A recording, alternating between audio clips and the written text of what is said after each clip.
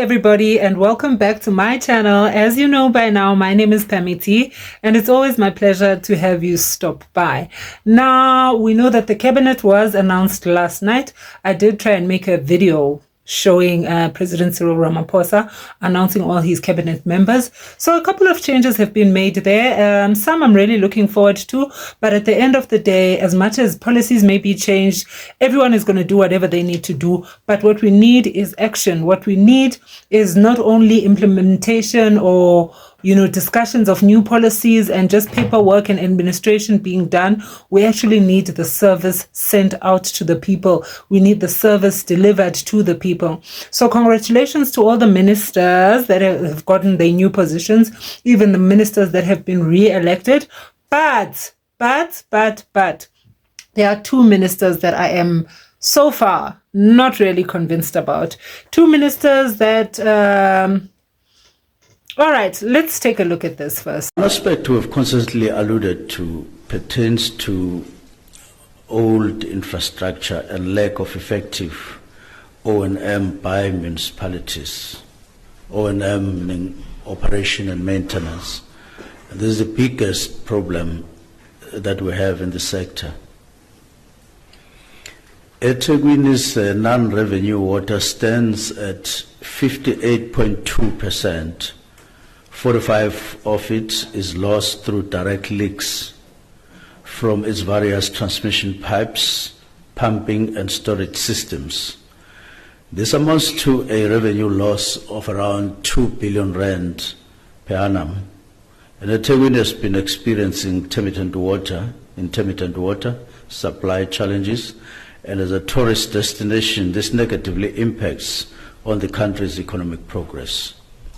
Now, over there, we had Minister Senzo Mcunu, who was formerly the Minister of Water and Sanitation. He's now been moved into Minister of Police.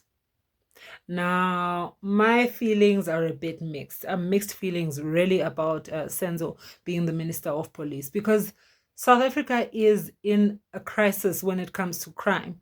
Almost every single day, we are talking about drug issues. We have now escalated to human trafficking, to child trafficking. Like, there is a lot. Crime in South Africa has just escalated.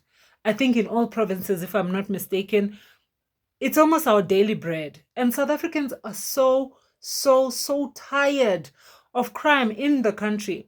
So I was hoping that we could get someone with a strong will when it comes to crime. Someone who just breathes activity, someone who is hungry for the position.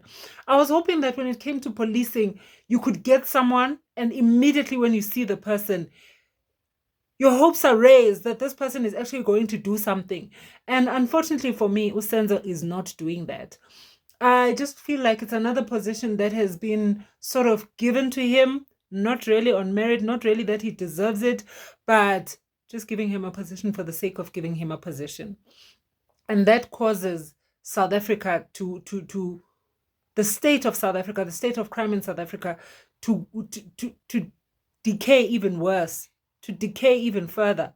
So I'm a bit worried, and I'm not saying that he won't perform. I'm not saying anything, but for his sake and for South Africa's sake, for our sake, actually, I hope that Senzo Mcunu will get into the position, adjust himself into the position, and do what needs to be done.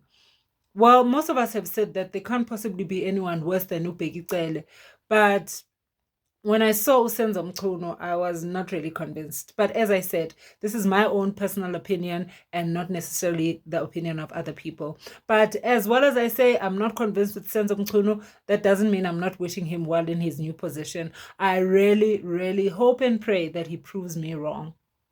Now, the next minister, to me, is an utmost embarrassment. For the position that she has been moved to, I look at her and I look at other ministers in her same position of other countries. And I don't want to lie. This one, I am very vocal and I'm out there loud. I am not happy. I am not happy. And yes, I am wishing her the best. And this is not me being anti-female. This is not me being a sexist. This is me giving my own opinion, which I am more than well entitled to. Mara, Angie Motshega.